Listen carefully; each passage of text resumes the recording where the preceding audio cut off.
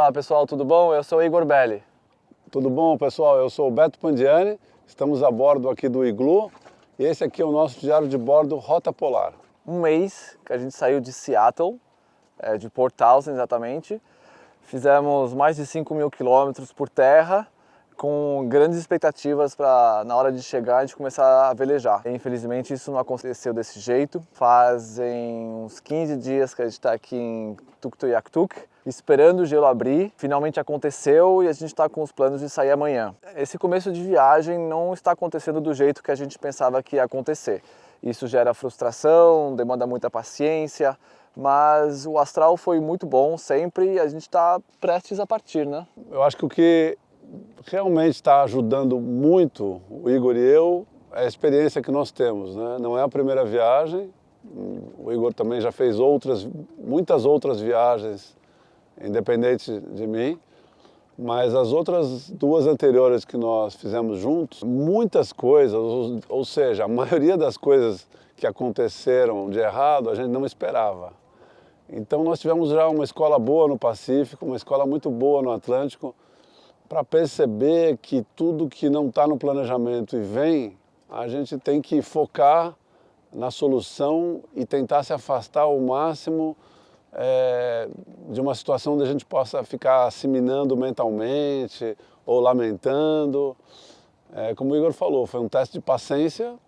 Eu vejo com bons olhos agora que nós estamos a um dia da partida, que de fato nós passamos nesse teste e estamos saindo com astral. A gente manteve o ânimo, mantivemos o bom humor. Aliás, o bom humor sempre foi presente nessa dupla aqui. As situações mais difíceis que a gente passou, inclusive no Pacífico, numa noite que a gente quase afundou com o barco, a gente ainda mantinha um humor para a gente conseguir lidar com uma situação tão adversa como aconteceu. Na hora de preparar uma expedição assim, o Betão ele sempre agrega um tempo um tempo morto, né? Que é um tempo para gastar em momentos de coisas que não estavam previstas. Sempre é frustrante, né? Chegar e não conseguir sair, mas ainda estamos nos tempos, a viagem não está em perigo, a gente está bem ansioso assim de começar. O barco amarrado no pier não é o melhor lugar para um velejador. Ainda mais numa situação como essa aqui em Tuk, como nós tivemos, com muito calor e muitos insetos. Nós já passamos por situações difíceis no Atlântico, quando ficamos quase 10 dias acalmados, com sol, sem vento, sem perspectiva de andar. No Pacífico, quando a viagem foi interrompida 2 vezes, uma vez por 4 meses, depois por 3. As quebras que nós não esperávamos, né, Igor? Esse tempo foi um tempo morto, né? A gente está aqui no pier parado, mas mesmo assim a gente teve a oportunidade de sair um pouquinho, provar o barco, a gente morou no barco, não é que a gente ficou parado de dedos cruzados, né? E isso nos dá uma certa confiança no barco e a gente está pronto, só precisa abastecer as últimas coisinhas, principalmente água, e amanhã a gente está pronto para velejar. Claro que a gente está feliz, a gente está aqui para isso, né? Então a gente precisa navegar, precisa ganhar milha, na verdade, porque se bem a expedição já começou, a gente já fez 5.000 quilômetros por terra, no mar a gente fez muito pouco. E a gente vai estar bem feliz mesmo na hora que a gente começar a ver o número de milhas diminuindo. Eu me lembro que quando nós saímos de Villa del Mar, na travessia do Pacífico, né, do Chile, deu uns 15 minutos, eu virei para o Igor e falei para ele assim, nós nunca estivemos tão próximos da Austrália, né? Ainda faltava 17.000 quilômetros. Ele olhou para mim, eu falei, pensa, nós passamos 2 anos e meio trabalhando no projeto, importando barco, adaptações, patrocínio, logística, todas as adaptações de tudo, e agora a gente está saindo. Então, eu sempre coloco isso, né? 80% da viagem acontece antes.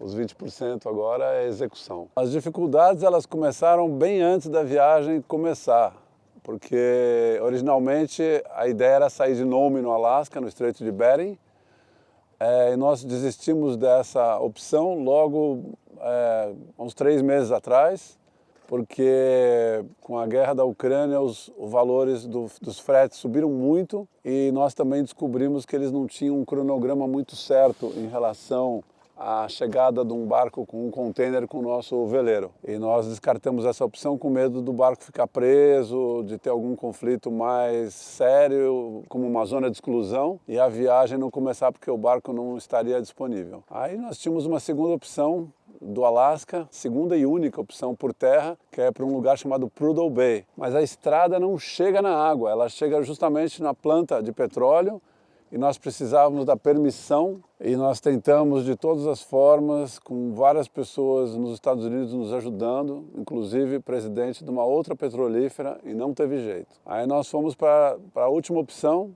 que é exatamente aqui em Tuk, que é uma estrada que chega no norte do Canadá, numa cidade que está na foz do rio Mackenzie, aqui de frente para o mar. Isso demandou uma mudança na logística, nós tivemos que alugar um motorhome, rebocar o barco por 5.000 quilômetros, sempre a preocupação, né, de ter algum problema na estrada, sendo que os últimos 850 quilômetros foram numa estrada de terra bem complicada, com muita pedra. A gente teve que embalar o barco inteiro, então com todo o cuidado nós chegamos aqui. E a cereja do bolo, né, que foi a previsão que nós já começamos a escutar logo que chegamos aqui no Canadá, de que esse ano o verão atrasou 3 semanas. Né? Na verdade a primavera atrasou 3 semanas, tudo foi atrasando. Então os ventos fortes da primavera que deveriam soprar e criar ondas, ondulações para começar a quebrar a placa de gelo, né, a banquisa, né, da calota polar, próxima de terra, esses ventos não aconteceram. Então nós chegamos aqui em Tuk, o gelo estava mais ou menos 15 milhas daqui, o nosso caminho totalmente bloqueado tanto para voltar para o Alasca como seguir viagem. Né? Temos amigos que estão em Nome, que também ficaram presos, sabemos de outras pessoas que estão fazendo outras viagens. Está sendo um ano atípico. Né? Em relação ao gelo da calota, ele aconteceu de uma forma muito mais acelerada do outro lado, na passagem nordeste, em cima da Rússia, do que desse lado. Estamos a um dia da saída, justamente ficamos aqui quase que numa quarentena de 3 semanas, esperando a oportunidade de sair. Nós temos um prognóstico que não é o ideal, mas nós sabemos que se a gente ficar esperando o mundo ideal, a gente nunca vai partir. Nós temos muita responsabilidade na tomada de decisão, não nos sentimos pressionados em forma alguma em sair, mas como velejadores, intuitivo e como a gente conversou bastante, daqui a Paula Tuk, que são aproximadamente 200 milhas, nós vamos velejar com cautela, a gente não tem mar aberto e a ideia é ir prescrutando, né? Andando e sentindo e todos os dias recebendo as fotos via satélite dos mapas para fazer uma avaliação e tomar uma decisão se a gente vai passar pela esquerda de um bloco ou pela direita de um outro bloco. A gente não sabe muito bem como isso vai acontecer, mas nós sabemos que nós temos que partir. Obviamente as dificuldades logísticas não tem nada a ver com o clima, né? Mas para falar dessa dificuldade que a gente está tendo aqui localmente, a gente esteve estudando um pouquinho a situação do gelo de um modo global aqui no norte. E de acordo ao Snow and Ice Center dos Estados Unidos, o mês de junho de 2022 não é um mês tão atípico assim em relação a verões anteriores no global, né? Mas aqui localmente, nessa parte do norte, aqui no norte do Canadá, eles tiveram uma primavera particularmente fria. Isso fez que a espessura do gelo de mar esteve bem mais grossa. Para saber se isso tem alguma relação com o aquecimento global ou as mudanças climáticas, teremos que fazer essa pergunta para especialistas. Mas, com certeza, a gente vendo aqui a população local, dá para perceber que nos últimos anos as mudanças foram importantes.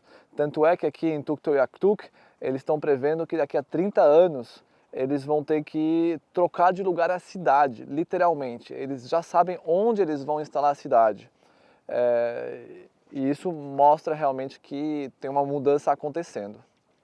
O que certamente nos afeta é no planejamento, porque o aquecimento global faz com que, ou as mudanças climáticas, fazem com que as probabilidades ou estatísticas dos anos anteriores são mais difíceis de usar, porque como há uma mudança e a mudança é relativamente grande, é difícil se basear em anos anteriores.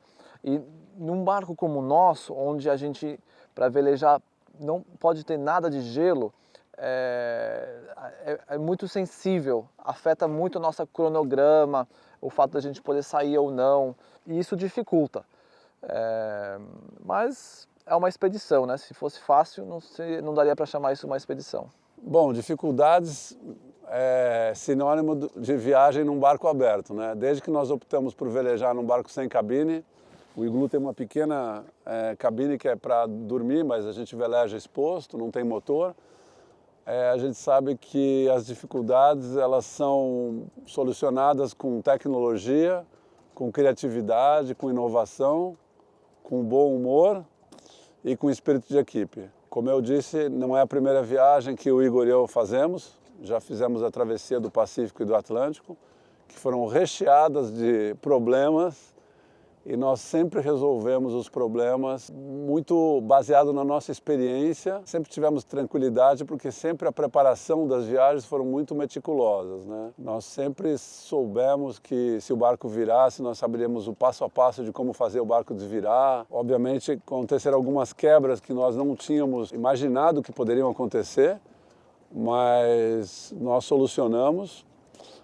Eu tenho um companheiro, o Igor, que é um cara excepcional porque ele tem uma vivência muito particular, né? Ele mora num veleiro desde que nasceu, há 38 anos, é engenheiro, mecânico, matemático e tem muita experiência prática, né? Isso ajuda muito.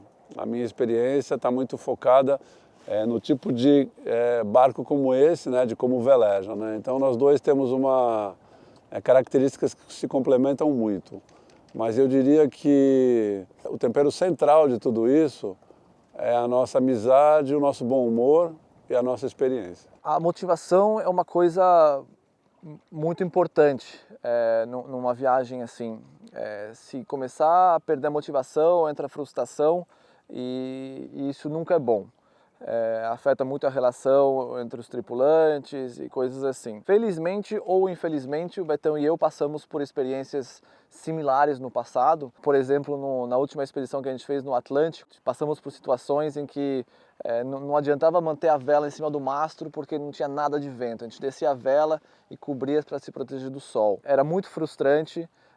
Tinha dias que a gente ia até para trás, não ganhava milha, mas a gente perdia. Então, para manter a motivação, a gente pensa no global, a gente pensa que não é porque a gente está parado hoje, que ontem a gente foi para trás, que a gente não vai chegar no nosso objetivo final. E em questão a preparação, a gente chegou aqui relativamente bem preparado, não temos problemas com o barco, nos mantemos bem alimentados, bem protegidos dos mosquitos. A gente tenta usar esse tempo que a gente está perdendo, entre aspas, para se preparar melhor para o tempo em que a gente vai poder velejar, para que esse tempo perdido não seja perdido, na verdade. O atraso, nós já sabíamos que poderia acontecer isso, né? Então, numa viagem de 90 dias, 80 dias, né? Se a gente tivesse, vamos dizer, um calendário otimista, essa viagem poderia acontecer até em menos de 80 dias. E quando eu fiz a conta de como fazer a gestão dos recursos, né? Do que levar no barco, a parte financeira, a logística, eu imaginei um cenário até de 110 dias. Então nós estamos dentro desse prazo, né? Vamos dizer, a gente já queimou muita gordura nessas 3 semanas que nós ficamos parados aqui, e agora daqui para frente a gente tem, vamos dizer, um cronograma mais apertado. Então, se a gente tiver condições de velejar, nós vamos priorizar velejar 24 horas seguidas, ou digo, ininterruptamente, né? As escalas, sem problema algum, vão diminuir para que a gente consiga chegar no meio de setembro ao final dessa viagem.